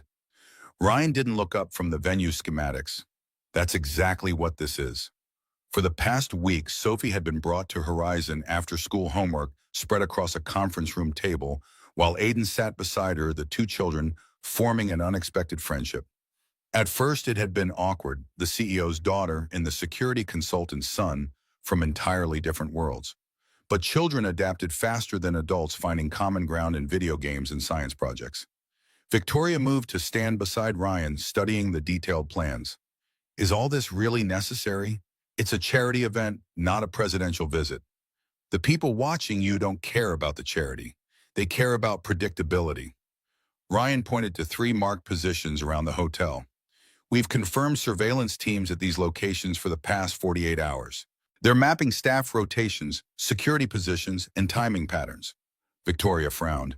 And we're still going forward. Shouldn't we cancel? Canceling just postpones the problem. They'll adapt to whatever you reschedule. Ryan straightened, meeting her gaze directly. Besides, they've shown their hand by being this visible. That gives us an advantage. What advantage? They think they are the hunters. We need to make them the hunted. Victoria studied him, taking in the subtle transformation that had occurred over the past week. The unassuming warehouse worker had gradually given way to something else, a strategist, a planner, a man whose quiet confidence came from having faced worse threats than corporate espionage. The board is concerned about the expense, Victoria said. Wallace especially. 3 times the normal security budget plus your team's overtime. Ryan's expression hardened slightly. Is Sophie's safety a budget item? The bluntness of the question hung between them. Victoria set down her coffee cup. Of course not, but I need to justify the expenditure in business terms. Tell them we're protecting the company's most valuable asset, its leadership. Ryan turned back to the plans. And remind Wallace that security expenses are always questioned until the moment they're needed. Then they're priceless. Victoria nodded slowly. I've arranged for Sophie to stay with my sister during the gala. She lives upstate, minimal digital footprint, no connection to Horizon and public records. Good. One less vulnerability to manage. Ryan hesitated, then asked, what about Aiden? My sister can't take him that night. Bring him to my sister's too. The kids get along well and it's the safest option. Victoria's offer came without hesitation, surprising them both with its naturalness. Ryan felt something shift between them, a boundary blurring professional and personal concerns merging. Thank you, that makes things simpler. Jennifer appeared in the doorway, tablet in hand. We have a development. Argent Strategic Services just received a significant wire transfer from a shell company in the Caymans. Our financial team traced it back through 3 intermediaries to North Point Technologies. Victoria's expression darkened. James Wheeler. Ryan looked between them. Who's James Wheeler? My former business partner. Victoria said, her voice tight. We co-founded a startup before I joined at Horizon. When we got acquisition offers, I wanted to keep the company independent. He wanted to sell. It got ugly. How ugly, come? Victoria's eyes met Ryan's. He claimed I stole proprietary algorithms he developed, tried to sue me but lost when evidence showed the work was collaborative. He walked away with his share of the company, but none of the patents. He's been building a rival firm ever since, always one step behind Horizon. And now he's hired professional surveillance teams to target you and Sophie. Ryan's voice was quiet, but carried an edge that made both women glance at him. That goes beyond corporate rivalry. James always took business personally, Victoria said, but I never thought he'd go this far. Ryan turned back to the security plans, mind recalibrating with this new information. This changes things. Wheeler knows your patterns, your thinking. He's not just some random corporate rival. He knows your vulnerabilities because he worked alongside you. What do we do? The question came from Victoria, but Jennifer was watching just as intently, both women deferring to Ryan's expertise in a situation that had escalated beyond normal corporate security concerns. We changed the plan, all of it. Ryan began pulling down the carefully constructed schedules. If Wheeler knows you, he'll anticipate your standard security approach. So we do something completely unexpected. For the next 2 hours, Ryan rebuilt the security plan from scratch. No standard formations, no predictable rotations, no conventional arrival protocol. By the time he finished, the strategy bore more resemblance to a special forces infiltration than a CEO's appearance at a charity event. This is unorthodox, Jennifer observed, reviewing the final plan. That's the point, Ryan replied. Orthodox is predictable. Predictable is vulnerable. Victoria studied the new approach, eyes narrowing as she processed the tactical shifts. Wallace won't like this. It doesn't follow any of our established protocols. Wallace doesn't need to know the details, Ryan said. Just tell him the plan has been adjusted based on new intelligence. As the day progressed, Ryan briefed the security team on the revised strategy. Most accepted the changes with professional adaptation, but Dominic, recently returned from administrative leave and demoted to a junior position, made his skepticism clear. This isn't how we operate, Dominic objected during the briefing. You're undermining years of established procedure based on what? A hunch about some corporate rival with a grudge. Ryan kept his voice even. Not a hunch, pattern recognition. Wheeler has hired military contractors to surveil Victoria and her daughter. That's not standard corporate espionage. That's targeted intimidation with potential for escalation. And you're the expert on escalation, I suppose. Dominic's tone dripped with sarcasm. The warehouse worker turned security guru overnight. The room went silent. Mike shifted uncomfortably. Frank studied his hands. Everyone felt the tension between the demoted security chief and the newcomer who had effectively replaced him. Ryan met Dominic's gaze steadily. I've seen how quickly surveillance turns to action. I've tracked that progression across multiple theaters of operation. And yes, in those contexts, I am the expert in this room. No boasting, just quiet certainty. Dominic opened his mouth to retort, but Victoria's entrance cut him short. She surveyed the room immediately, sensing the charged atmosphere. Is there a problem, gentlemen? No problem, Ryan said, not breaking eye contact with Dominic, just ensuring everyone understands their role in the revised security plan. Good. Victoria addressed the entire team. I appreciate your flexibility with these changes. Mr. Hayes has my complete confidence in this matter, and I expect each of you to execute his plan precisely. Her gaze lingered on Dominic, without exception. After the meeting, Ryan found himself alone with Victoria in the elevator. Dominic's going to be a problem, he said quietly. I know, but firing him outright would create legal issues after his demotion. HR is watching the situation closely. Victoria sighed. His pride is wounded. He was respected in this company before you arrived. Pride gets people killed in high-risk situations. Victoria studied him. Is that what this is, high-risk? Ryan considered his answer carefully. Wheeler has escalated beyond normal corporate rivalry. He targeted your daughter. He's hired military-grade surveillance. His actions suggest he's willing to cross lines most corporate competitors wouldn't. To what end? What does he hope to achieve? Maybe forcing you to miss the gala, embarrassing you publicly. Maybe something worse. Ryan met her gaze directly. People with wounded pride sometimes want more than just professional victory. They want the other person to suffer like they did. The elevator reached the lobby doors, sliding open to reveal the bustling entrance area. Victoria stepped out, then turned back. You're speaking from experience, aren't you? Ryan gave a slight nod. I've seen what happens when personal grievances mix with professional resources. It rarely ends well without intervention. That evening, Ryan drove to Victoria's sister's house in Westchester County. The property sat at the end of a long driveway, screened from the road by mature trees, naturally defensible, with good visibility in all directions. Ryan approved as he pulled up, Aiden dozing in the back seat after the hour-long drive. Sophie burst from the front door as they arrived, Victoria following more sedately. The girl's excitement at having a friend stay over was palpable. Aiden, Mom said you're sleeping over for 2 whole days. I can show you the treehouse and the creek and the frogs. Aiden, still groggy from his nap, managed a sleepy smile as he climbed out of the car. You have frogs down? Hundreds, well, maybe like 10, but they were really loud. Victoria approached as the children moved toward the house, Sophie already detailing the extensive frog-finding expedition planned for morning. Thank you for bringing him. It makes this easier for Sophie, for all of us, really. Ryan nodded, retrieving Aiden's overnight bag from the trunk. Your sister's place is good, isolated, defensible, limited approach vectors. Victoria's lips curved slushily. Most people would say it's charming or peaceful. Those two, Ryan handed over the bag. I've arranged for a security detail to maintain perimeter surveillance overnight and until we return. They're discreet, experienced. Your sister won't even notice them. She's already complaining about all the precautions. Says I'm being paranoid. Paranoia keeps people alive when the threats are real. Ryan glanced toward the house where the children had disappeared inside.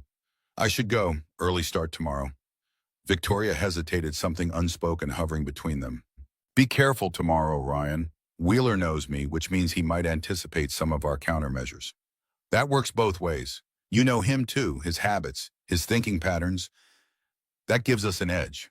Victoria nodded slowly. He's meticulous, detail-oriented, hates improvisation, always wants control of every variable. Then we make sure he doesn't have it. Ryan turned to go, then paused. Take care of Aiden for me. He acts tough, but strange places sometimes trigger his anxiety. Sophie will keep him so busy he won't have time for anxiety. Victoria smiled. And I'll make sure he's okay. You have my word. The drive back to the city gave Ryan time to think to run through contingencies and weak points in the security plan. Wheeler's involvement changed the calculus significantly. This wasn't some anonymous corporate threat. This was personal, driven by history and grudges and wounded pride. Those elements made prediction, harder risk assessment, more complex. By the time Ryan reached his apartment, a new determination had settled in him. This wasn't just about protecting a CEO and her company anymore.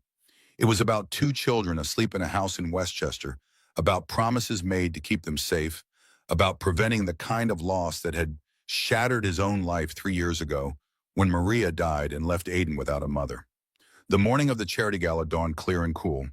Ryan arrived at Horizon before sunrise, reviewing last-minute security adjustments and coordinating with external teams.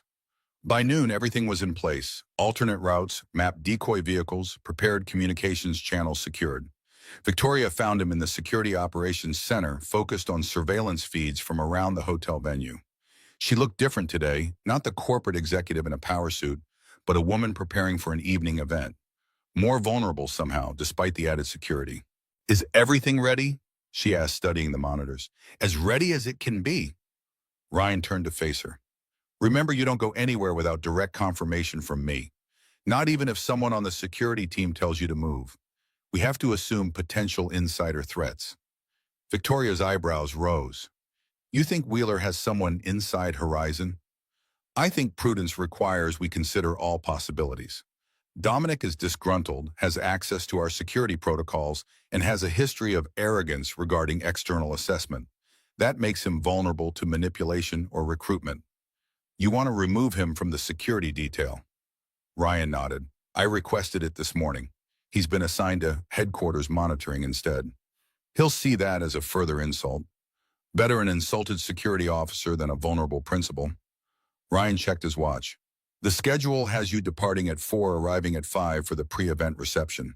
We've adjusted to departure at 3:45 alternate route with a stop at an unrelated location to break any surveillance tail." Victoria nodded, processing the changes. "And James, do we have eyes on him?" "He's under surveillance, currently at his office downtown. We'll know if he moves." Ryan hesitated, then added, "Victoria, if at any point I tell you to abort the appearance, I need you to do it without question or hesitation, even if it means disappointing the charity organizers." Their eyes met, a moment of understanding passing between them. "I trust your judgment, Ryan. If you say we pull out, we pull out." The afternoon unfolded according to plan. Victoria departed Horizon through the underground garage, switching vehicles twice before arriving at the hotel through a service entrance. Security teams have reported no surveillance detection, no unusual activity around the perimeter. Everything seemed quiet, too quiet for Ryan's comfort. By 6 o'clock, the charity gala was in full swing. Victoria moved through the crowded ballroom, greeting donors and hospital administrators with practiced charm. Ryan maintained a discreet position nearby, communication earpiece, allowing constant contact with the security team. So far, the revised plan was working perfectly. No sign of Wheeler's surveillance teams, no suspicious activity. At 6:30, Ryan's earpiece crackled with an urgent communication from Mike at the command post. "Ryan, we have a problem. Dominic has gone offline. He's not at the monitoring station, and his credentials were just used to access the secure server room at headquarters." Ryan felt a cold certainty settle in his gut. "Lock down the servers, full containment protocol, and get me eyes on Victoria right now. She's still in the main ballroom east side near the stage. What's happening?" I think this was never about the gala. It was about creating a diversion to access Horizon systems while security focus was elsewhere. Ryan began moving through the crowd toward Victoria. Wheeler doesn't want to embarrass her. He wants to steal from her while she's unprotected. As Ryan approached, Victoria looked up from her conversation, immediately reading the tension in his posture.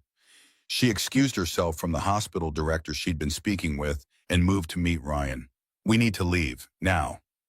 Ryan kept his voice low but urgent. "Dominic has compromised headquarters security. This event was a diversion." Victoria processed this without visible reaction, years of corporate crisis management kicking in. "The children, security at your sister's, confirms all clear. They're safe." Ryan began guiding her toward their planned extraction route. We need to get back to Horizon immediately. They had almost reached the service corridor when Ryan's instincts flared. A man approaching from their left, moving too directly, too purposefully through the crowd, hand inside his jacket, eyes locked on Victoria. Ryan reacted without conscious thought, pivoting to place himself between Victoria and the approaching threat. Down, he barked, shoving her toward the cover of a nearby pillar as the man withdrew not a weapon, but a small aerosol canister. Security converged from multiple directions, but the man had already sprayed the contents toward them. Not a lethal attack, a diversion. Guests began coughing, alarms spreading through the crowd.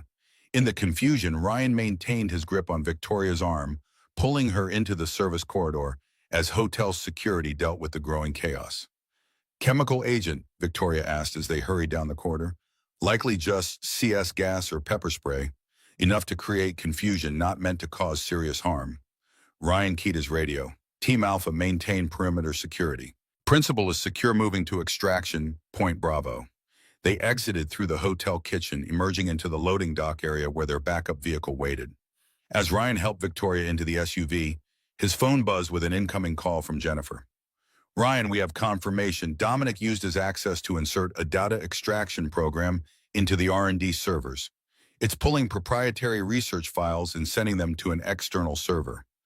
IT is trying to stop it, but he used his legitimate credentials. The system thinks the access is authorized. Ryan started the engine, pulling away from the hotel as police vehicles arrived at the main entrance. Is Dominic still in the building? No. Security footage shows him leaving 20 minutes ago. But Ryan, he's not alone. The facial recognition system identified James Wheeler entering through the loading dock during the shift change. He's in the building. Victoria, listening to Ryan's side of the conversation, went pale. He's at Horizon now. Ryan accelerated, weaving through evening traffic with practiced precision. Jennifer, full lockdown. No one enters or leaves. Activate emergency protocols and have security converge on the R&D floor. We're 15 minutes out. The drive back to Horizon became a tense race against time. Victoria made calls coordinating the emergency response while Ryan focused on getting them there as quickly and safely as possible. Neither spoke of the obvious, that Wheeler and Dominic had orchestrated an elaborate plan to steal Victoria's research while simultaneously humiliating her at a public event. When they arrived at Horizon, the building was in full security lockdown. Emergency lights pulsed in the underground garage as Ryan parked near the executive elevator. Stay behind me, he instructed Victoria as they exited the vehicle.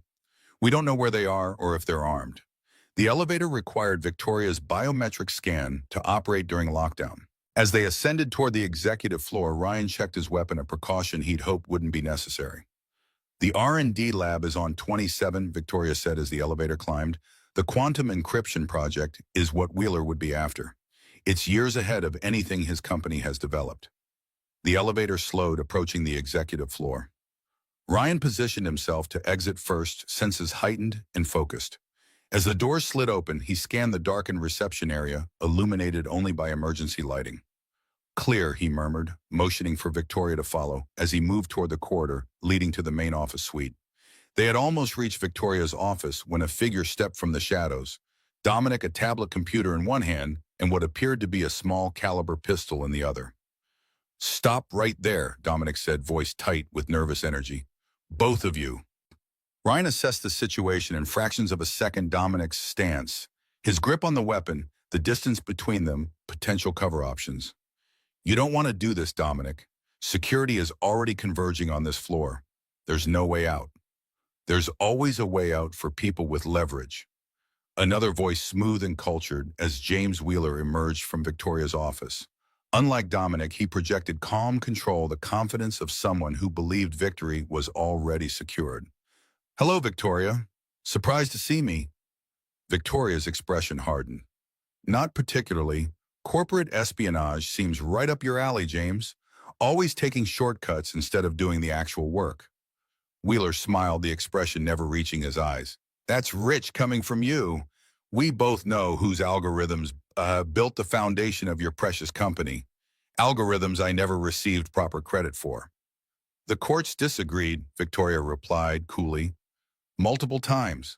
Wheeler's smile tightened. Courts can be wrong. History, however, will correctly record who developed the quantum encryption breakthrough. By tomorrow morning, North Point Technologies will announce a major development in the field using research we've legitimately acquired. Ryan maintained his position slightly ahead of Victoria, eyes tracking between Dominic's weapon and Wheeler's position. Theft isn't legitimate acquisition. And who might you be? Wheeler asked, noticing Ryan properly for the first time. Security consultant, Ryan replied simply. Wheeler laughed. Ah, yes, the warehouse worker turned hero. I've read about you. Quite the fairy tale. Former military. I understand. Well, Mr. Hayes, even military training won't help you now. Dominic has been kind enough to grant us access to Victoria's most closely guarded research, and we're almost finished copying it. Ryan noted the tablet in Dominic's hand, likely controlling the data transfer. Why Dominic professional jealousy doesn't explain this level of betrayal. Dominic's jaw tightened. Try financial necessity. Wheeler's paying me enough to disappear afterward. Something Horizon's salary never would have managed. And the surveillance, the attempt at Sophie's school. Ryan kept his voice even, buying time as he listened for approaching security teams through his earpiece. Necessary pressure points, Wheeler said dismissively. I needed Victoria distracted, focused on personal security rather than corporate vulnerabilities. The surveillance teams were never going to harm Sophie, just create enough concern to divide Victoria's attention. Victoria took a step forward, rage breaking through her professional composure. You targeted my daughter as a distraction. Business is business, Victoria. You taught me that when you took sole credit for our joint research. Wheeler checked his watch. The transfer is nearly complete. In 5 minutes, we'll be leaving with the future of quantum encryption in our possession. Ryan heard the faint sound of movement in the stairwell behind them as security teams positioning for entry. He needed to keep Wheeler and Dominic talking, keep their attention focused forward rather than on potential approaches from behind. The building is locked down, Ryan pointed out. All exits secured. How exactly do you plan to leave? Wheeler smiled again, confidence undiminished. Executive helicopter pad, Victoria's private access. Dominic has been kind enough to provide all the necessary codes and clearances. A short flight to a private airfield, then overseas before anyone can stop us. Ryan assessed the angles, the timing. Security would breach the floor within minutes, but that could trigger Dominic to react unpredictably. The weapon in his hand might be small caliber, but at this range it was still lethal. James, Victoria said, her voice suddenly softer, almost conciliatory. This isn't you. Corporate espionage threatening children. You were better than this once. Wheeler's expression flickered, a momentary uncertainty crossing his features. You left me no choice. You took everything, the company, the patents, and the recognition. Do you know what it's like watching from the sidelines as you receive accolades for work we did together? Then let's talk about proper recognition, Victoria continued. A joint research partnership. Public acknowledgement of your contributions to the original algorithms. There are better solutions than this. Ryan recognized what Victoria was doing, creating a connection, humanizing herself to Wheeler, giving him a potential off-ramp from the escalating situation. It was well executed, the kind of negotiation tactic that might work with a rational actor driven by legitimate grievances. But Ryan had seen the coldness in Wheeler's eyes, the calculation behind his actions. This wasn't just about recognition or even financial gain. This was about power, about winning, about making Victoria feel the helplessness he had experienced. Dominic shifted nervously, glancing at Wheeler. The transfer's complete. We need to move. Wheeler nodded, focus returning. Victoria, I'm afraid negotiation time is long past. We'll be taking the research and leaving now. Mr. Hayes, I suggest you step aside. Dominic seems rather tense and accidents happen. The security teams were in position now. Ryan could hear the soft communications through his earpiece. But a direct breach risked escalation, potential harm to Victoria if Dominic panicked. A different approach was needed. Before you go, Ryan said calmly, you should know the quantum encryption research you're stealing is worthless without the authentication keys stored in Victoria's personal server. Separate system, separate security protocols.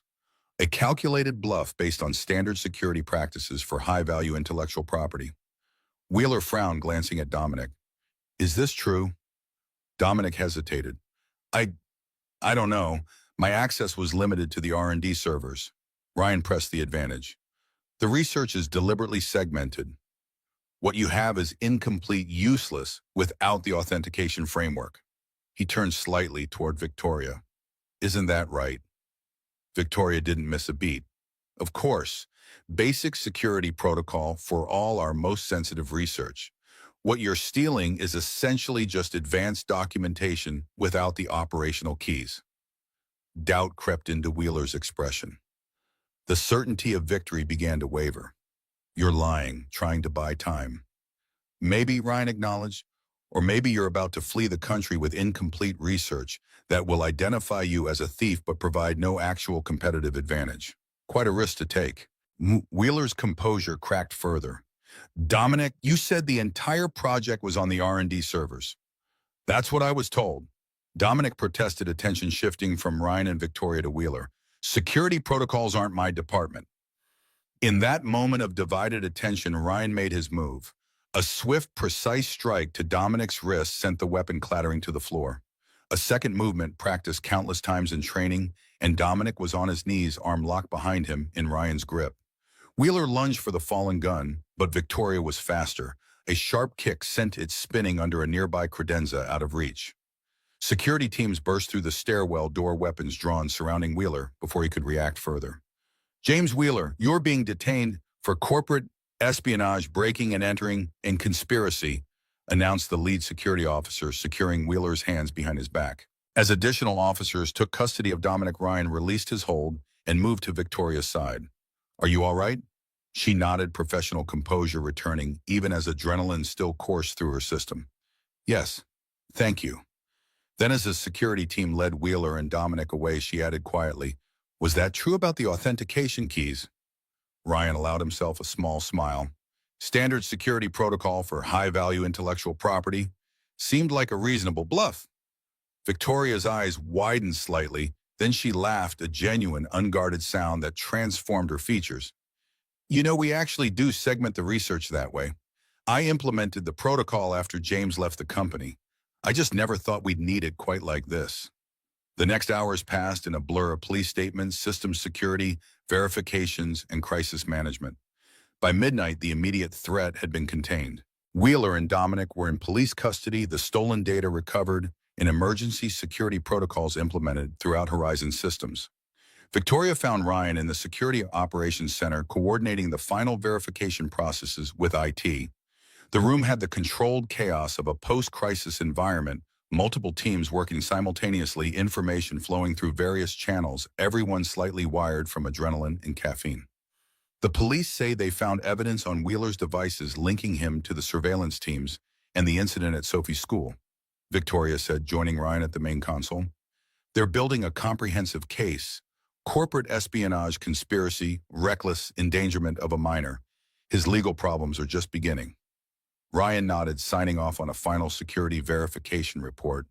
And Dominic, cooperating fully, trying to minimize his own exposure. Claims Wheeler approached him after his demotion played on his resentment and financial concerns. Victoria's expression hardened. No excuse, but at least we understand the vulnerability Wheeler exploited. There are always vulnerabilities, Ryan said. The key is recognizing and addressing them before they are exploited. He stood, fatigue finally registering after hours of high alert focus. We should get to the children. They'll be wondering what happened. Victoria nodded, her own exhaustion evident in the slight slump of her shoulders. I've arranged for a company helicopter, faster than driving at this point, and I don't think either of us should be behind the wheel right now. The night air was cool and clear as they lifted off from Horizon's rooftop helipad. The city spread below them, a tapestry of lights against the darkness. Ryan watched the urban grid give way to suburban patterns, then to the scattered lights of Westchester County's more rural landscape. Beside him, Victoria gazed out at the same view, lost in thought. I never thanked you properly, she said finally, voice barely audible over the helicopter's hum. Not just for tonight, but for everything since the mall. You've protected Sophie, Horizon, me, all while being treated with suspicion and doubt by people who should have recognized your value immediately. Ryan kept his eyes on the horizon. I didn't do it for thanks. I know, that's part of why you deserve it. Victoria turned to face him fully. You could have walked away at any point. Gone back to being invisible, which is clearly what you preferred before all this happened. Instead, you stepped into a spotlight you never wanted because it was the right thing to do. Ryan considered her words, feeling the truth in them. He had chosen visibility over safety action, over anonymity. Not for recognition or reward, but because some threats couldn't be ignored, some people couldn't be abandoned to face danger alone. The invisible path was easier, he acknowledged, but not always right. The helicopter began its descent toward the clearing near Victoria's sister's property. Lights burned in the windows of the house, warm against the darkness. What happens now? Victoria asked the question, encompassing far more than just the immediate future. Ryan watched the ground approach. We tell the children we're okay. We get some rest. And tomorrow we start rebuilding the security protocols with what we've learned. And after that, when the immediate crisis is past, there was something in Victoria's voice, a question beneath the question, a door being cautiously opened. Ryan met her gaze directly. I protect what matters. That hasn't changed. Dawn was breaking as they finally left Victoria's sister's house, children secured in the back seat of the car, both still in pajamas and drowsy from an interrupted night's sleep. The helicopter had returned to the city, leaving them to drive back together in the quiet morning light. Sophie and Aiden had greeted their arrival with sleepy confusion, aware something important had happened, but unclear on the details. Victoria had explained simply that some problems at work had needed solving, and now everything was okay. The children had accepted this with the easy faith of the young, more concerned with whether they could still search for frogs in the morning than with corporate espionage and security breaches. As they drove through the awakening countryside, Ryan glanced in the rearview mirror. Sophie and Aiden had already fallen back asleep, heads tilted together, Sophie's golden hair mixing with Aiden's darker curls. Two children from different worlds finding common ground in the simple pleasure of friendship. Beside him, Victoria watched the passing landscape, the first rays of sunlight touching her face. The CEO was gone for the moment. No phone calls, no emails, no crisis management. Just a mother tired but content watching her child sleep peacefully after danger had passed. The board is meeting this afternoon, she said softly, not wanting to wake the children. Emergency session to discuss security protocols and leadership. Will there be fallout from Wheeler's infiltration? Victoria nodded slightly. Inevitably. Questions about our security procedures, about how Dominic was able to assist an outside threat. Wallace will be particularly vocal, I imagine. And you'll handle it like you handle everything else, Ryan said with quiet certainty, with clarity and purpose. A small smile touched Victoria's lips. Is that how you see me, clear and purposeful? Among other things. Ryan kept his eyes on the road but felt her gaze on him. What other things? Ryan considered his answer carefully. Determined, adaptable, willing to admit when you're wrong and change course accordingly. Not everyone can do that, especially from a position of power. Victoria was silent for a moment, absorbing his words. You see more than most people. Occupational hazard, Ryan replied, the hint of a smile softening his features. Noticing things others miss. They drove in comfortable silence for several miles, the children sleeping peacefully behind them, the morning light strengthening across the landscape. A new day after a night of crisis and resolution. Ryan, Victoria said finally, I'd like to create a new division at Horizon. Integrated security, physical, digital personnel. Not just guards and cameras, but comprehensive threat assessment and protection. The kind of approach you've been advocating since you arrived. Ryan glanced at her, sensing there was more to the proposal. I'd like you to lead it, she continued. Director-level position reporting directly to me. Full autonomy to build the team and protocols as you see fit. The offer hung between them, weighty with implication. Not just a job, but a commitment. A visible, permanent role that would pull Ryan fully from the shadows into the corporate light. It would mean no more hiding, Ryan said quietly. No more invisibility. Is that still what you want? To be invisible? Victoria's question was gentle but direct. Ryan thought about the past weeks, the challenges faced, the threats overcome, the skills reawakened and repurposed. He thought about Aiden's pride in his father's work, about the sense of purpose that had returned after years of deliberate anonymity. No, he said finally, I don't think it is. Victoria smiled relief and something more complex warming her expression.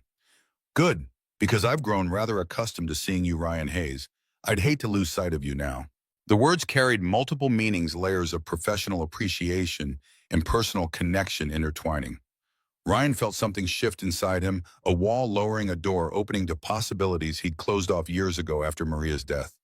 "Then I accept," he said simply, "on one condition, which is flexible hours. Aiden needs stability routine.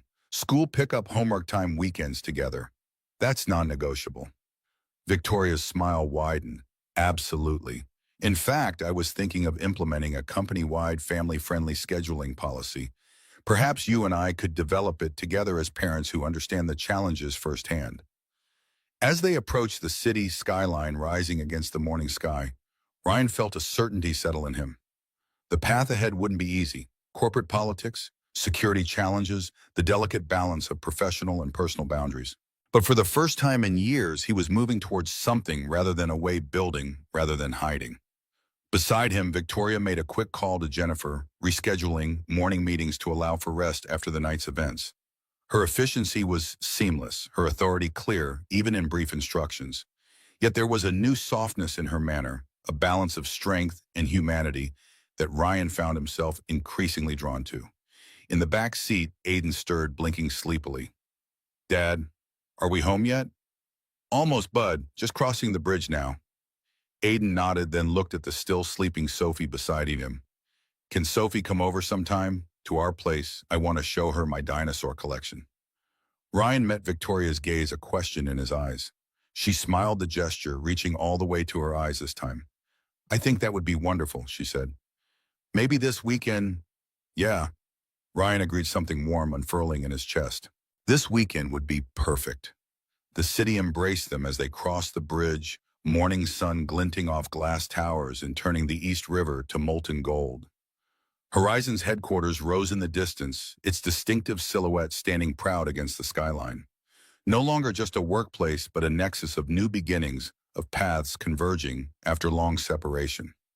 Ryan Hayes, once invisible, now stood at the intersection of past and future, of duty and possibility.